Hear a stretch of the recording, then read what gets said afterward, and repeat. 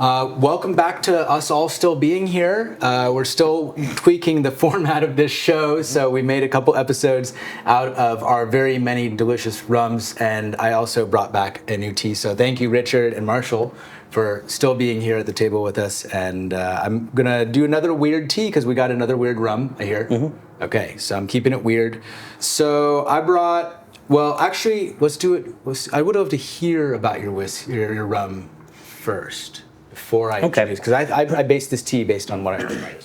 So this is probably one of my favorite rums. Just to preference all of this, I have a fondness for independent bottlers because of what they can bring to the market that I find that the original bottlers really can't do sometimes. And this one here is a prime example. This is done by La Maison Velier, and I know that pronunciation happens in multitude of different ways. This is a 20-year-old all-aged in ex-bourbon rum from Trinidad. Trinidad and Angostura, this is the same place, is actually the same distillery that makes Angostura. So all your Angostura bitters, your aromatic bitters, same exact distillery. Now, it is made in a slightly different part of the facility. It is not using the same equipment, but is the same parent company that made the base product. Now, this product spent 15 years being aged tropically in Trinidad before being shipped over to Europe, being aged for 5 more years over there. What a lot of people don't know, a lot of these independent bottlers will buy from a company basically in Denmark. That is E.A. Shears and Main Rum Company. They're the ones that I do believe had most of these barrels, and they're the ones that a lot of these independent bottlers are bringing in their bottles from. Now, this here is a relatively rare release. Now, I'm not going to go into too much on price, but just to understand that the rarity for these really is it's pretty hard. So I'm gonna pop off some stats off the back. This was cask type ex bourbon. 240 bottles were made for this release. Now, as far as congeners, which is basically the same as esters, we're looking at about 257.18 grams per hectoliter. 1 hectoliter is around 26.1 U.S. gallons. So you're talking 508 grams. If you think about a gram of sugar, there's 580 of those in 26 gallons. Mm-hmm. So think about the fact that your main driving ester is so small. It's such a tiny, we're talking teaspooning something into a much larger vat. And these esters, these congeners are so powerful, they can completely drive flavor with being less than 0.1% of the overall volume of the rum. Now, this is not an additive. This is just what is produced through fermentation, maturation, and then, of course, the distillation process, as a whole. Now, I do know this is column distilled rum. A lot of people prefer, big, heavy, dense, rich pot stills.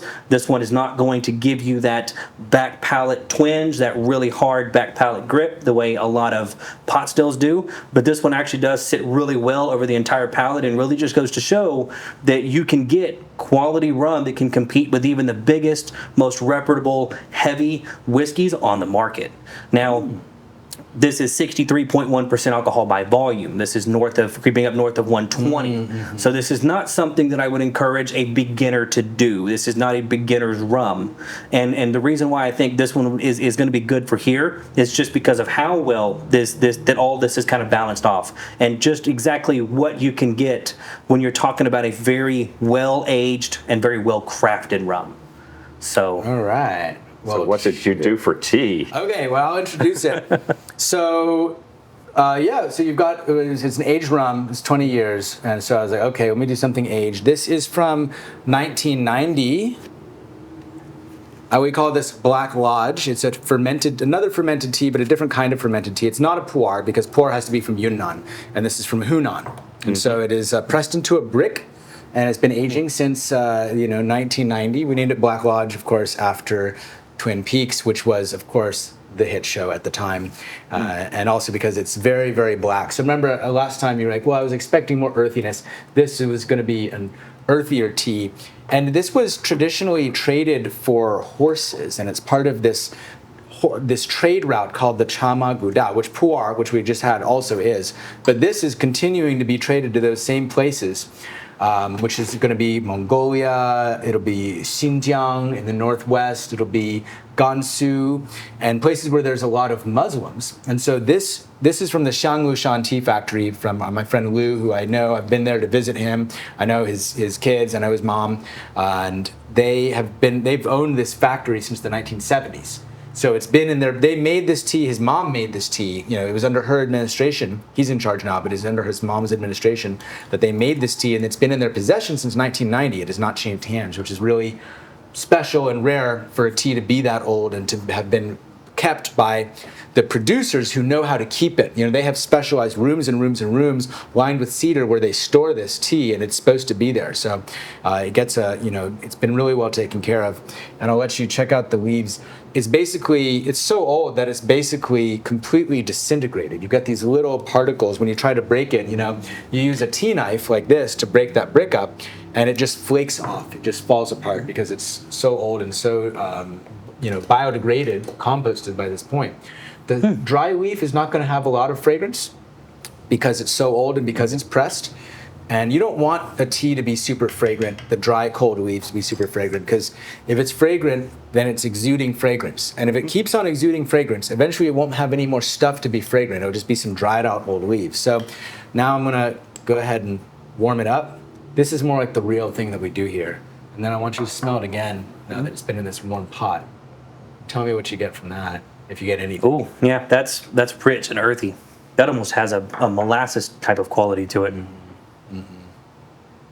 I remember the first time that we got this tea shipped over in quantities that we could sell, me and... Petrichor. Petrichor. Petrichor. It's that fresh smell after a rain. Mm-hmm. So I'm going to give you all a little rinse here. You can pour this on our monk friend here, just like that. Boop. Give him a little bath. That's our tea pet. Now you get to play along with the tea pet. Mm-hmm. And then here, I'll do yours. Thank you. Yeah, no worries. There you go, buddy. And I'm going to give it a rinse. And we're just going to drink the rinse on this because it's so old. Normally we'd pour off the first rinse and not drink it. But we're going to do it because this tea is too precious not to drink the rinse. I'm getting out fancy shit for you too, bro. I see you doing it. I was like, all right. I got to show up with this guy. I got to show up hard. So there we go. I'm going to go ahead and... Competition drives innovation. Yeah. Sounds like a slogan for a car company. I don't like it. I don't like it. And so here, take a little taste of this, and then you can, if it's, give a little taste. And if you want to pour the rest out on our guy so that you can get the next steeping, which is the first real steeping, then just... Ooh. Yeah, again, that petrichor, It's got a Mexican hibiscus type of smell to it. Oh, dang, bro. That's good. Mexican hibiscus. I don't even know what that smells like, but I like it. I make a lot of unique and simple syrups because as a rum drinker, I typically go into the tiki realm. And in tiki requires you to make a lot of different styles of syrups. So I'm always trying to make a honey syrup or a hibiscus syrup. And I happen to find at one of the local markets right on the road here a Mexican hibiscus flower. Wow. So I make a Mexican hibiscus simple syrup that is absolutely amazing. It's cool. It's so rich, it's so dark, it's so flavorful, but that makes it really hard to pair with a rum because it will dilute any lightly aged, very light new make column still rums to completely go away. So it's here to party. It's like here to show up. It's there to go. All right, check this guy out. Now that the leaves have been rinsed, now this is going to get the most potent fragrance that you get is right after the leaves have been rinsed. Oh, yes. That is wonderful. You said you like old socks, so I'm like, I'm going to give this guy some funky old teas. It has an antique-like quality. Mm-hmm. Oh, yes, dusty library. Yeah. Yeah, old books, dusty library. Yeah, this is Clinton administration tea here. You know what I mean? Like, oh no, this is George. This is George Bush. 1990. That's HW. Oh wow, that's HW. Post Reagan, first Bush #1 era tea. That's pretty old. Yeah. All right, and I'll go ahead and do the second steeping. And so again, this would be the real steeping. That first one we call the rinse. We're just waking the leaves up, but this one is going to have a little bit more of a mature, richer flavor. And we just pour this on the monk? Yep, go for it. Got a second steeping in here. It's interesting, the family who makes this, they're Christian, which is unusual. There's not a ton of Christians in China, but there's a lot of them in this little town where they live because missionaries came and built a church in like the 1890s or something. So they're Christian, but they're certified halal because their customers are Muslim. It's really cool. Look at that color. We're starting to get this like much richer, it's nice, really beautiful dark color there. So good. Or this is the real steeping, the real first steeping. Do some notes, and then I'm excited to try this rum. Mm-hmm. Same as before, smelling, slurping, exhale through the nose. And this is still fermented tea, but it's not pu'er because it's not from Yunnan. It's from Hunan. Beets. Like real beets. Right out of the garden. Oh. Yeah, even beet greens. Yeah, earthy, like Yeah. beets, Yeah. like a root vegetable. And you're right, the stem of beets is also super earthy. Right. Oh, that's cool. Yeah, it is. That's a ride. That's a ride on the palate. Yeah, yeah. And that lingering aftertaste in the mouth that just stays and stays and stays is called the huigan, the returning sweetness. It's one of these specialized tea attributes that we put a lot of focus on, kind of like hogo, you know? We got words. We got specialized lingo too. Ours in a whole other language. And actually, that's one of the things that can make people fearful of trying new things is insider language. As an educator and a person trying to bring people into conversations, I try to get away from those insider terminologies. When people say things like bricks, you don't understand that just means sugar content. Right. It's gatekeeping, really. Right. You know, it comes across feeling like gatekeeping when you're doing that and someone's just trying to get in and they're like, I don't know what the hell is going on and I feel stupid now. Yeah, insider language, and if there's a way of simplifying things and making things more approachable, Right. that's what I try to do. Appreciate that. Yeah. Respect that. I try to do that too with tea. It can be very intimidating. What I love about this, and I garden a little bit at home, not very much. My green thumb is more like a green tip of my fingernail. But what I'll say is there's right there at the very end when you're plucking all of your garden, you're ripping the carrots out, you're pulling the green beans, you're picking the cherry tomatoes, and there's this smell of fresh vegetation, fresh quality vegetation. It's a little bit earthy, it's a little bit dusty, but there's this thing that keeps reminding me of like sweet peas or like fresh green bean pods. Like there's just something very natural and just homey in that. Yeah. It's the taste of the earth. It's the taste of nature. You know, if you're going to sum up like the taste of nature, plants, earth, growing things, these fermented teas really embody that and typify that. And it's cool. I'm glad that you're getting to try. It's like, you know, it's weird. It's weird because it's so old. Most people in the West have never had contact with any kind of aged or fermented tea at all, especially something that's you know, this old. Yeah, actually, I think that more people need to have those types of exposures to growing their own vegetables and raising their own animals for food, because there are a lot of lessons there, and there's a lot of community that happens around that as well.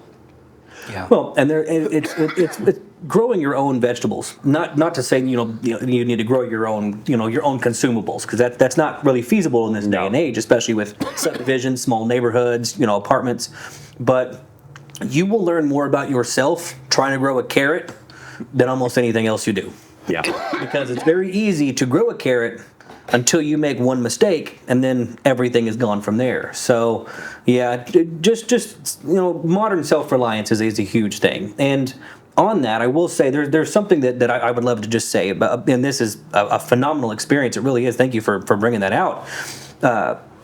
When me and Richard were talking on the phone, we wanted to really, we wanted to be in person. We wanted to kind of, embrace that human to human contact. Absolutely. If I was to get something like this and you were to tell me to do this over the phone, say on a Zoom call or in a Discord group or on an Instagram Live or something of that sort, it would not be special. And I guarantee you I would not know exactly what to do here. And there's something special about the ceremonial part of it. And that's what I think I really love about spirits in general. It's what keeps me into it is knowing that when I get something new, I have somebody like Richard to bring it to. I have somebody like my inner circle to really like, hey, what do you guys get on this? What do you guys think about this? And I think honestly I would love to come back on my portion of content creation and do this with a couple of guys I know that they're really hard up on whiskey, because I think we could break them a little bit. Oh yeah. No, that's my specialty, is getting whiskey people into tea specifically. But yeah, thank you for being here for this experience and for receiving it. That's really cool. I appreciate that. So what do you think about the rum? Ooh, here we go. Give it some nosing. I like, personally speaking on this one here, I like to go kind of side to side. Your one side of your nose will pick up just very faint differences that the other side won't. It's kind of a very interesting thing that I've learned in the last probably 2 years here. So what I like to try to do, especially when high proof alcohol, is I start smelling about here. Okay. And now you're taking a little bit of air in your mouth as you breathe in a little bit through your nose. So you're kind of you're getting that tea embrace that you're getting a lot of that, but you want to try to kind of bring in both at the same time, and I feel like that really elevates the nose of rum. And I like the nosing of rum far more than I like the nosing of whiskey. This one's got a lot There's going a on. lot going on. Yeah. It's really dynamic, and you're right. it's- the different nostrils give you different things, and I've never noticed that. It's 5 to 10% depending on the person. And I've heard a multitude of people saying different things. Oh, it's your left brain versus your right brain. Oh, it's how open one nasal cavity is compared to the other. You know, everybody's one leg's longer than the other, one arm's longer than the other. Your two middle fingers aren't the same length, and apparently it's the same in your nose. Everybody is proportionately slightly different. Some Now- kind of exotic vanilla.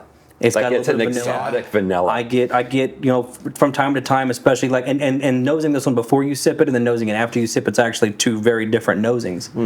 Just because as soon as you start getting into the higher esters, those esters then take into your palate.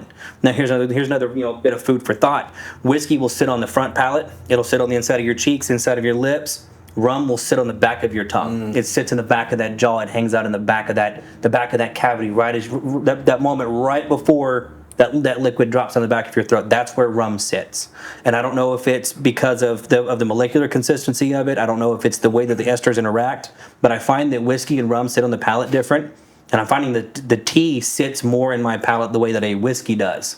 So this will be an interesting experiment to see kind of how higher esters and how a rum that I know from my personal experience that normally sits in the back and hangs out on the exhale quite a bit more will pair off sitting with something like this. Is there any wine cask in this? Because I'm This is getting all like ex-bourbon. wow. Because I'm getting like a Every bit of strange this- sherry note, almost like a hint of sulfur. Every bit of this is ex-Jack Daniels casks. I'm getting like an old trunk, like a trunk that you put stuff in, and like the trunk's old and the stuff's in it's old, and you're opening the trunk and it's like this sweet wood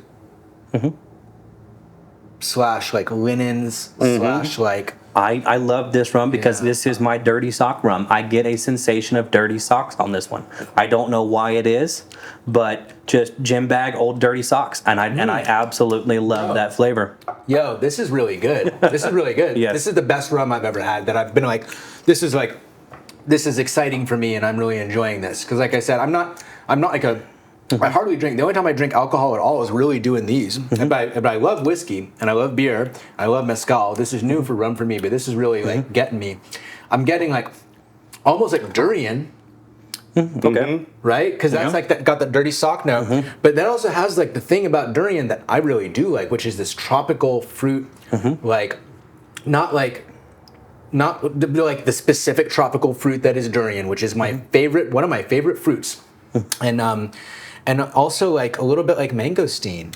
And passion fruit. Yeah, and passion fruit. A lot of fruit. tropical fruits. Yeah. It's from Trinidad. Yeah. Wow. Distilled in 2002, column distillation. This is what I would consider to be medium to high ester count. I like it. So- is this higher than the last one we had? Much higher. Substantially higher. That's what I like then. Apparently that's what I like. High ester rum. So, like, if high ester rums are your thing, you really need to check out distilleries like Hamden.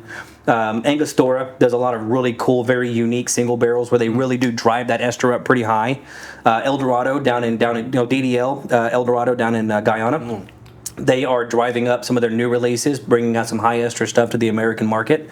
I will say that you do have to be careful because the island of Jamaica, the government of Jamaica has decided that they are no longer going to allow a product over 1,600 grams per hectoliter, okay, which is still, we're talking 1,600 little sugar cubes to 26.1 gallons of water or spirit, liquid spirit.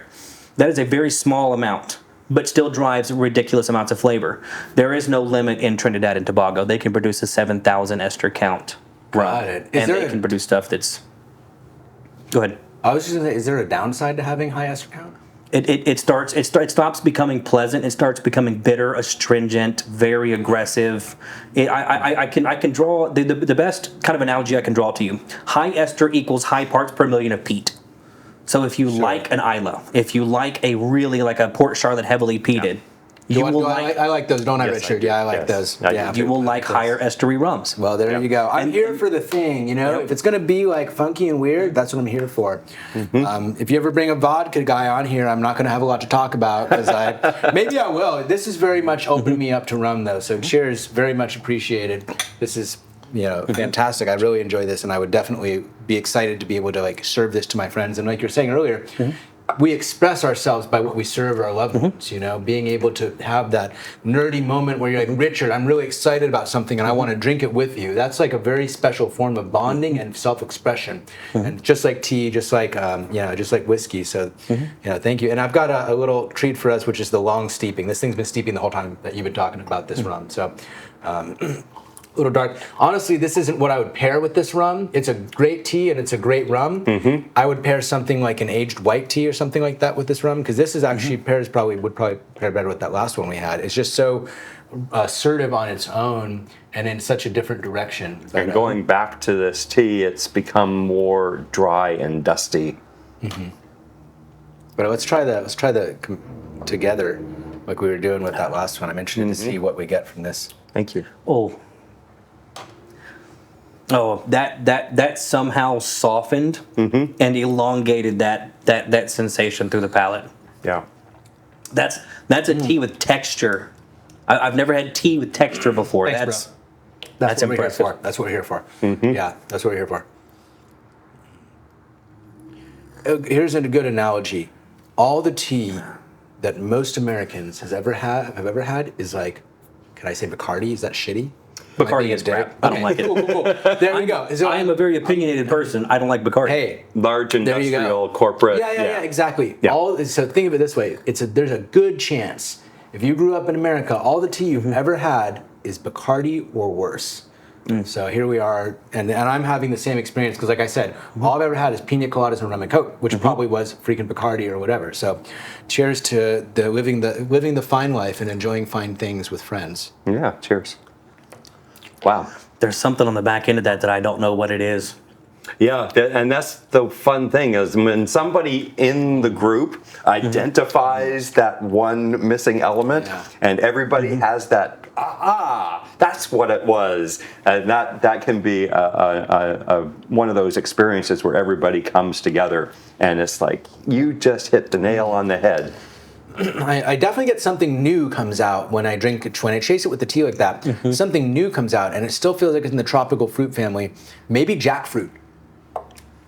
Could be. Now take into consideration too, though, this sits back palate. So if you pay attention when you finish this, pay attention to where your tongue tingles, where you get that little bite of that ethanol, that alcohol. Yeah. You'll notice it's on the back two sides of your tongue. This sits primarily very front palate, kind of centered down. The fact that you think about that is what you need to think about to be a better tea server. Because again, that sensation that lingers on the tongue and moves around the tongue and appears in different places, in Chinese is called the huigan, the returning sweetness. And paying attention to that is a very important part of getting deeper with tea and improving your skill at serving tea, because your skill at serving tea is very dependent on your ability to taste the tea that you're making and then respond to it. So it's cool. That's an overlap. I don't know if that's a rum thing or that's just a Marshall thing, but that's a strong overlap. So take into consideration, man. Like my primary hobby since for 9 years. I'm going to say 9 not to self-incriminate. I'm only 30. Okay. To not self-incriminate, I'm going to say 9 years. My hobby has been this. It started with Jack Daniels, and it has moved over. I don't have a lot of bottles the way I used to, but what I have is so unique. It's everything is catered towards providing an experience for myself. Personally speaking, I want the experience. Right. And then once I find something that I get the experience in, that's when I then start giving it to everybody. Right. This bottle's $275. Thank you, sir, for sharing. And I would pour the last of this out to a homeless person who would love to drink it. Yeah. So Word. it's something where Yeah, and I brought Richard all kinds of stuff over the last few years, and I feel like over time he's getting to the point now where he's just like, oh, he's back. What am I gonna have to drink now? Actually, most of my friends are like that. I was traveling through Kentucky, and we were moving our trailer, and we ended up stopping at this old farm, and a friend came over, Mitch Weddle, and he says, I know you like the weird stuff. When we were traveling through Connecticut and we stopped at Irene Tan's liquor store, she and Cliff Smith and Brian Calavy, they were waiting for me there. Mm-hmm. And they all said, we know you like the strange and weird stuff. So here they were just catering to find weird, unusual, and interesting things that they can share with other people that might enjoy it. And I think that's the community that we've been developing. And over at the whiskey tribe, when a few of the whiskey nerds found out that that other people were interested in other spirits and wanted to have larger, broader conversations, that's when we ended up meeting Marshall and a few other people that we started to talking about rum. All of a sudden we did a rum episode, and it was based off of some of Marshall's recommendations. Well, I feel and really receive your passion for this, and I think that there's no experience that you can buy that is better than being the beneficiary of the passion, the authentic and genuine passion of your friends. So thank you, both of y'all, for being here. Oh, anytime. I wouldn't miss something like that for the world. That's just too much fun. Where can we find you on the internet, Marshall? Find me anywhere on YouTube, Instagram at Rough Spirits. Here in the local Austin area, got some cool stuff coming down the pipeline with YouTube, much more structured content, and trying to get the podcast up and rolling. It could be very much more rum-centric, very, very in-depth, nerdy rum content. That should be rolling out sometime soon. I don't have any particular timeline, but that'll be my pet passion project right there. Would be to eventually get that up and rolling, and then if not distill rum, have my own product sourced and released to market. I think it'll be a very interesting and a very fun project coming up in the future. Super excited about that. Let us know how we're doing in the comments. If you have any guests that you think that need to be sitting in Marshall's seat, that would be amazing. We're booked out for over a month now. We've got a lot of interesting people coming, and they're excited to meet Sohan at West China Tea and talk about their own little segment of that nerd market. Some of them are just speakers, some of them are enthusiasts, some of them are makers, but we welcome everyone to come in and enjoy some tea, and don't necessarily have to drink spirits, but we're going to talk about what it is that we're into now, and we're going to have a really cool time laying out the future of Whiskey Provisioner with West China Tea. And I'm Sohan, this is West China Tea. I'm just going to break the fourth wall for a second here and be like, this promotional part is what we do in order to be able to do this real part, this real thing that we've been here engaging in. And sometimes it feels weird to break the flow and be like, and by the way, this is my Instagram. But that's what we have to do, and same with, we want to be here and we want to have these experiences. And that's what it is in the 2024, to be able to share your passion in a sustainable way. Is you have to make it something that you can share in a way that gives back to you. And so here, they say don't hate the player, hate the game, but I'm very excited to taste your rum. And whatever needs to happen for that to happen is definitely a boon to humanity. So I'm Sohan, this is West China Tea. Thank you so much for your support. You can find us on YouTube at Tea House Ghost and Justice Cup. You can find us on Instagram at West China Tea, TikTok at West China Tea, and of course at westchinatea.com. You can buy this tea that we're drinking. There's one brick and this much left. And it might not be a thing that we ever have again. It's tea from 1990. So if you are the kind of person who likes to get something that's going to be gone real soon and is very special, then there you go. All right. Thank you guys so much. Thank you. Thank you.